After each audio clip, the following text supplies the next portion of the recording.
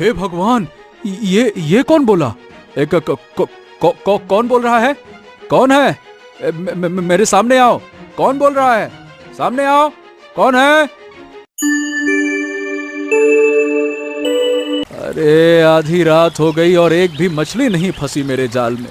पता नहीं मेरी किस्मत को कैसा ग्रहण लग गया है, कब मछली फंसेगी जाल में। विष्णु घने जंगलों से होते हुए जा रहा होता है। तभी एक जादुई मटका दिखाई पड़ता है। अरे अरे अरे अरे, इतनी रात में ये क्या चमक रहा है? मुझे जाकर देखना चाहिए। वो आंखों में चमक लिए मटके के पास जाता है। हैं? ये कैसा मटका है जिसके ऊपर ताला लटका है? भला मटके पर ताला कहां से आ सकता है? ओह, इसके अंदर कहीं कोई खजाना तो नहीं है? इतना कहकर वो जैसे ही मटका उठाता है, तभी उसमें से एक रहस्यमयी आवाज आती है। आखिर तू मेरे जाल में फंस ही गया, मैं यही चाहती थी।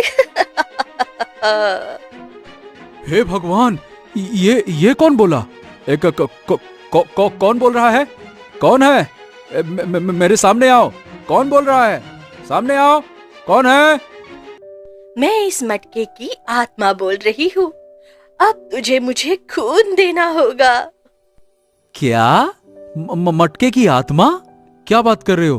और भला मैं तुम्हें खून क्यों दूं? कुछ मैं तुम्हें दूंगा और कुछ तुम मुझे दोगे। यही हम दोनों का रिश्ता है। हाँ, ये शायद सच कह रहा है। शायद इसकी मदद से मेरी गरीबी दूर हो जाए। खतरा मोल ले लेता हूँ। हाँ बोल देता हूँ। अगर मैं सफल हुआ तो खजाना ही खजाना होगा। हाँ, ठीक है, बताओ मुझे क्या करना होगा? मैं करने को तैयार हूँ और तुम्हें मेरी गरीबी दूर करनी होगी। बताओ। ठीक है, मैं तुम्हारी गरीबी दूर कर दूंगी। अब चाबी के 3 टुकड़े ढूंढो, तब मैं तुम्हें वरदान दूंगी। पर तीसरे वरदान के पूरे होते ही तुमको वो करना होगा जो मैं कहूंगी। अगर तुमने मुझे धोखा दिया तो तू बर्बाद हो जाएगा। हाँ, ठीक है, मैं वो सब ढूंढ लूंगा।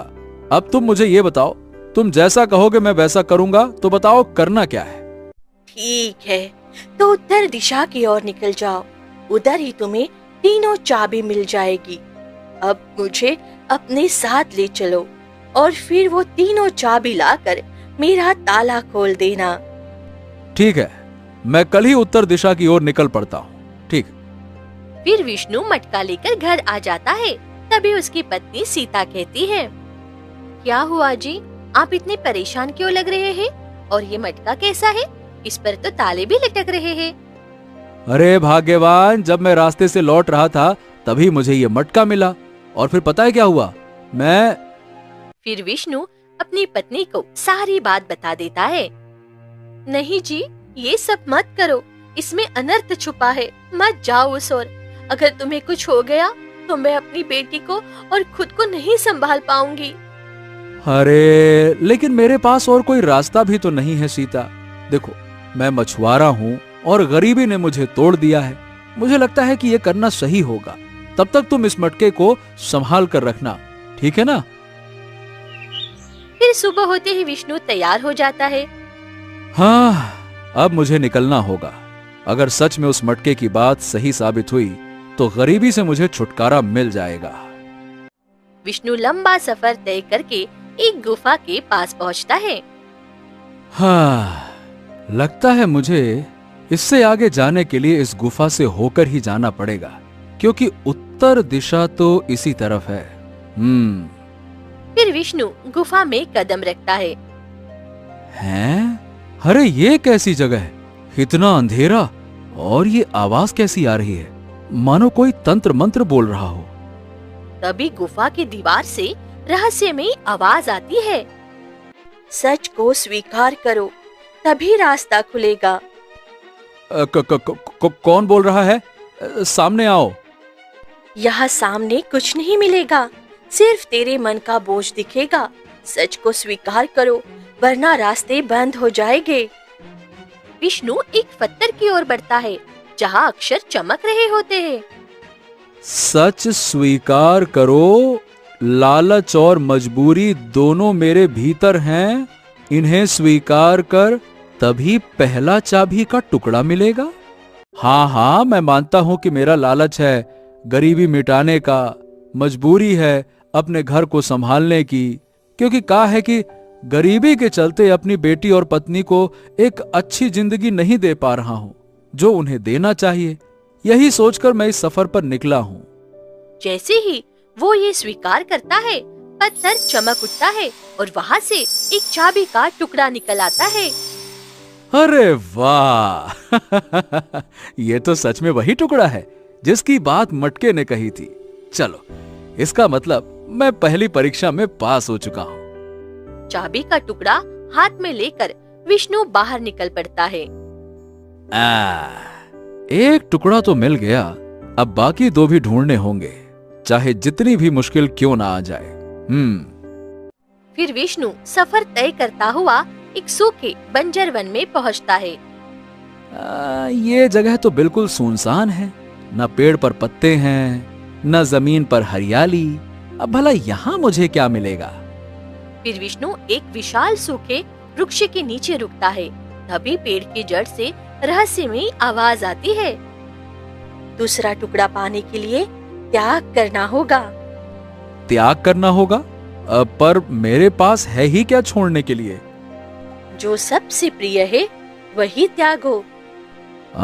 वैसे तो मेरे पास कुछ भी नहीं है, बस यही थोड़े से बचे हुए सिक्के हैं जिन्हें मैं अपनी पत्नी और घर के लिए संभाल कर रखा था। यही तो मेरी एकमात्र जमा पूंजी है।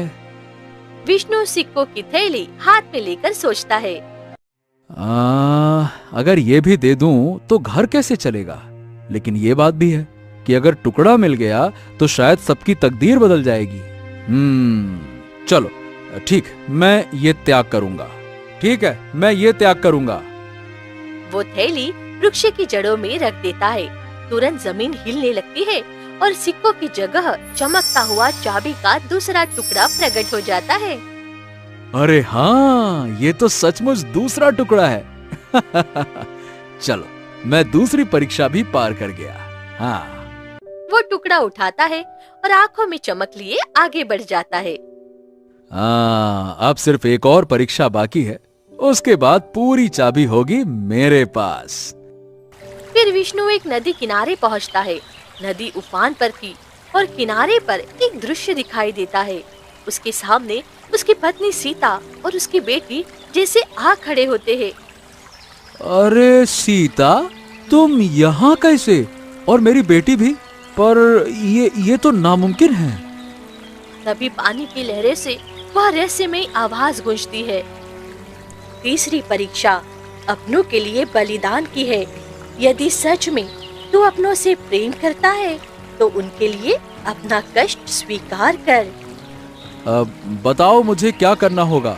मैं अपने घर वालों के लिए कुछ भी कर सकता हूँ। अपने प्राणों का एक अंश इस नदी को समर्पित कर दे, तभी तीसरा टुकड़ा मिलेगा। प्राणों का अंश मतलब क्या? तुझे अपनी देह का बलिदान देना होगा, दर्द सहना होगा, पर तेरे अपनों को सुख मिलेगा। यही असली परीक्षा है। अगर मैं पीछे हट गया फिर तो चाबी अधूरी रह जाएगी, और अगर मैंने बलिदान दिया तो मेरा परिवार सुखी होगा। हाँ, मुझे ये करना ही होगा। विष्णु चाकू से अपना हाथ काटता है और रक्त की कुछ बूंदें नदी में गिराता है। ले लो मेरा बलिदान, मेरी तकलीफ ले लो, बस मेरे अपनों को खुश रखना। अचानक नदी की लहरें शांत हो जाती है और जल से एक चमकता हुआ तीसरा टुकड़ा ऊपर उठकर किनारे पर आ गिरता है। हाँ, ये रहा तीसरा टुकड़ा। अब मेरे पास पूरी चाबी है। मैंने तीनों परीक्षाएं पार कर ली। अब मुझे जल्दी से घर जाना चाहिए और उस मटकी का ताला खोलना चाहिए। शायद उसमें बहुत सारा खजाना हो। इतना कहकर विष्णु जल्दी से घर आ जाता है। सीता, अरे सीता, मैं लौट आया और ये देखो तीनों चाबी लेकर आया हूँ। सच में तुम तीनों चाबी लेकर आए हो। भगवान का लाख लाख शुक्र है, आप सही सलामत आ गए।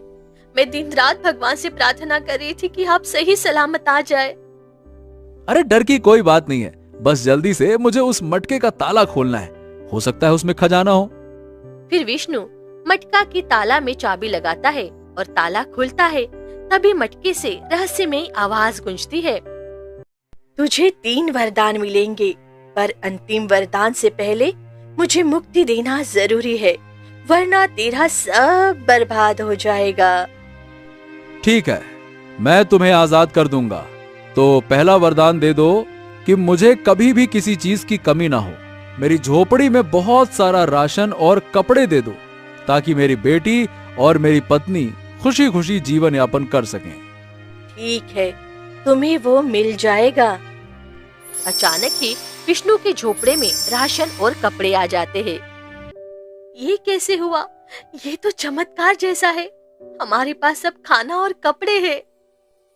लालच मत करना, वरना सब खो दोगे। मैं लालची नहीं हूँ, मैं बस अपने परिवार के लिए चाहता था। फिर ऐसे ही कुछ दिनों के बाद विष्णु फिर मटके से वरदान मांगता है। दूसरा वरदान मुझे दे दो, ताकि सीता सुखी रहे और हमारा घर सुरक्षित हो। मुझे एक पक्का मकान दे दो, ताकि गांव वाले देखकर हैरान हो और सभी मेरी गरीबी का मजाक न उड़ाएं। ठीक है, तुम्हारी इच्छा भी पूरी हो जाएगी। तुरंत उसका झोपड़ा बदलकर एक मजबूत घर बन जाता है, बड़ा सा घर, जिसे देखकर गांव वाले हैरान हो उठते हैं। अरे भाई देखो तो सही, विष्णु ने जादुई शक्ति पाली है। नहीं तो इसकी झोपड़ी रातों रात पक्के मकान में कैसे बदल सकता है भाई। वही तो, तू बिल्कुल ठीक कह रहा है। जरूर इसके पास ऐसी कोई शक्ति आ गई है। नहीं तो सोचो, जिसके पास खाने के भी लाले पड़े हों, अचानक उसके पास इतना सब कुछ कहां से आ सकता है, हैं? बात तो बिल्कुल सही है। मैं भी सोच रहा हूँ कि ये सब साधारण तो नहीं, कोई न कोई जरूर रहस्य है। धीरे धीरे उसकी बातें पूरे गांव में फैल गई और कुछ गांव वाले उसकी तरक्की से जलने लग जाते हैं।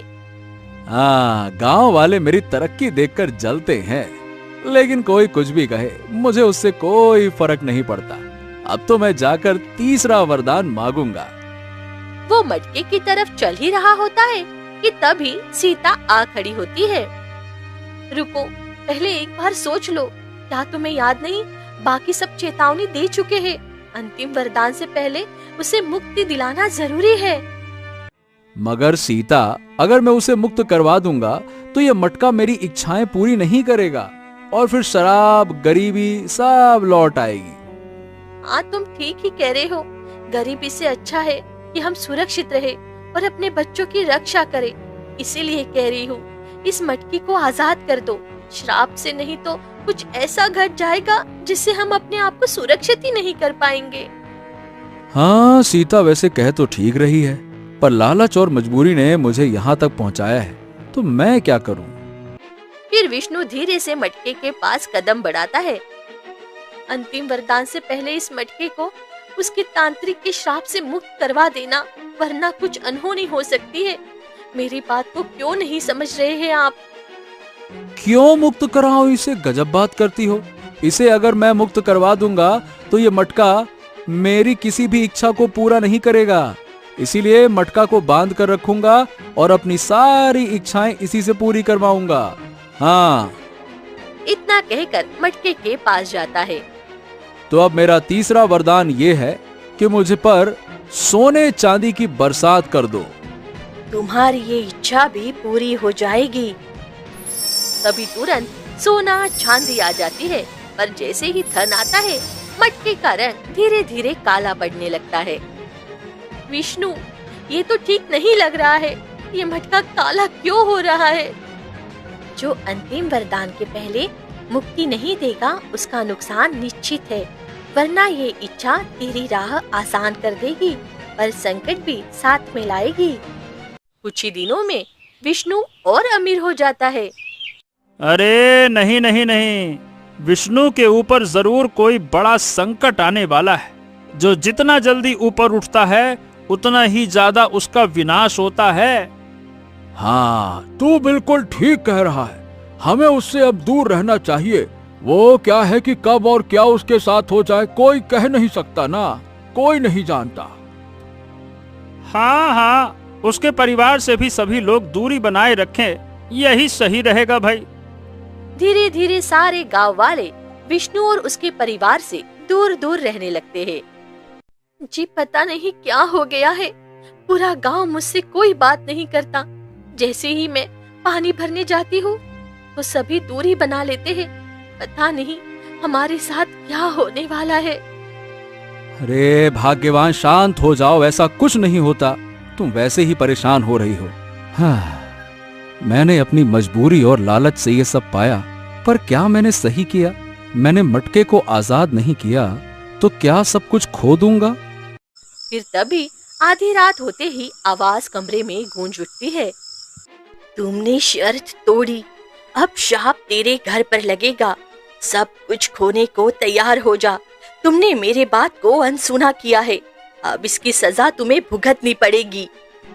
फिर सुबह जैसे ही सीता सोकर उठती है, अरे मेरा पैर उठ क्यों नहीं रहा है? क्या हो गया है मुझे? कुछ समझ में नहीं आ रहा है। सीता ने जैसे ही अपने हाथ हिलाए, वो भी हाथ पत्थर के बन गए थे। ये क्या हो रहा है? मेरा शरीर पत्थर का क्यों बन रहा है? माँ, माँ तुम्हें क्या हो रहा है? उठो ना माँ, माँ क्या हो रहा है तुम्हें? फिर गौरी भागकर विष्णु के पास आ जाती है। बाबा, बाबा, माँ, माँ को देखिए ना, वो पत्थर की बन गई है माँ। माँ। अरे ये कैसी बातें कर रही हो गौरी बेटा, ये मजाक का समय नहीं है। नहीं बाबा, मैं मजाक नहीं कर रही हूँ, सच में माँ पत्थर की बन गई है। आप जल्दी चलिए ना। इतना कहते ही गौरी भी पत्थर में बदल जाती है और पूरा घर झोपड़ी में बंद हो जाता है। हाँ, अरे नहीं नहीं नहीं नहीं नहीं नहीं, गौरी, गौरी, गौरी, गौरी, क्या हो गया तुमको? अरे गौरी, तुम पत्थर की कैसे बन गई? हे भगवान, हे भगवान, अब मैं क्या करूं? ये क्या हो गया? इतना कहकर विष्णु भागकर घर में जाता है। नहीं नहीं नहीं नहीं नहीं नहीं, सीता, सीता, नहीं नहीं नहीं, ऐसा नहीं हो सकता। मेरी बच्ची, मेरी पत्नी, ऐसा क्यों हो गया? भगवान, भगवान, मेरी सजा मुझको दो। मेरी बेटी, मेरी पत्नी ने क्या बिगाड़ा है? उन्होंने हमेशा सही राह दिखाई थी, ये तो मेरी वजह से हुआ है। मेरे लालच की सजा है, मुझे दो। मुझे अब ये मटका लेकर काका के पास जाना ही होगा, वही कोई रास्ता बता सकते हैं। हाँ। फिर विष्णु समंदर के किनारे पुराने नाविक के पास पहुंचता है। नाविक जी, नाविक जी, मुझे कृपया करके बताइए, मेरी पत्नी और मेरी बेटी खतरे में है। मैं उन्हें बचाना चाहता हूँ इस मटके की वजह से। ये कोई साधारण मटका नहीं है, इसे तुमने क्यों उठाया?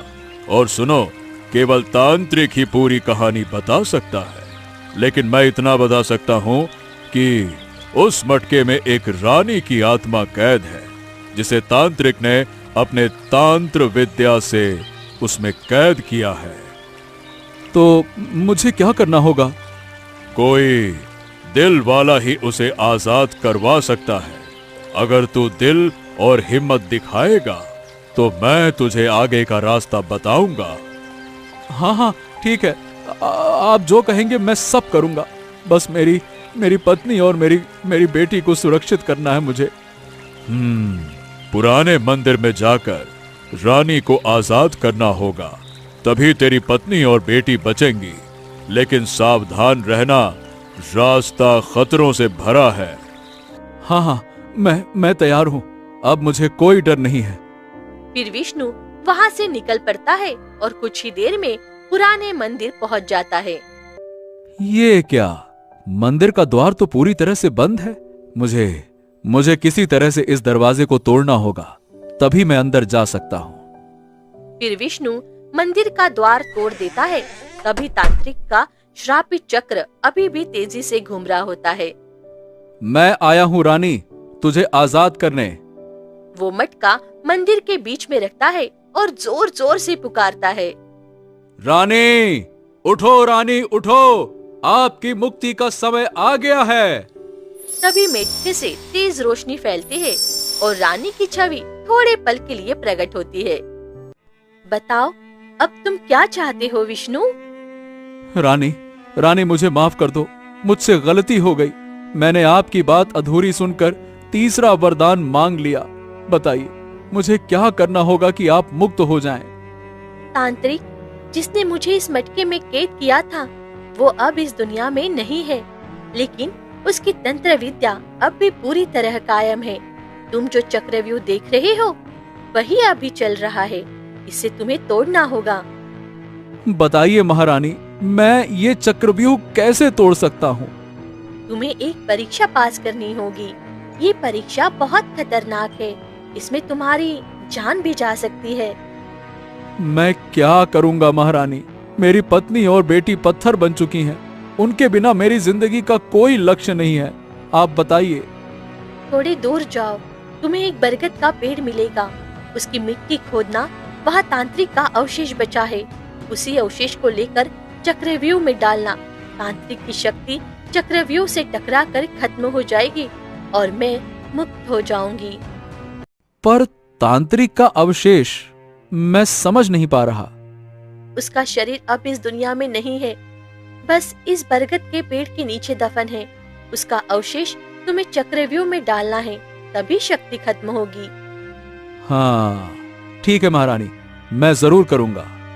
इतना कहकर विष्णु घने जंगलों की तरफ निकल पड़ता है और जैसे ही आगे बढ़ता है तभी एक परछाई प्रकट होती है। यहाँ क्यों आए हो? मुझे तांत्रिक का अवशेष चाहिए।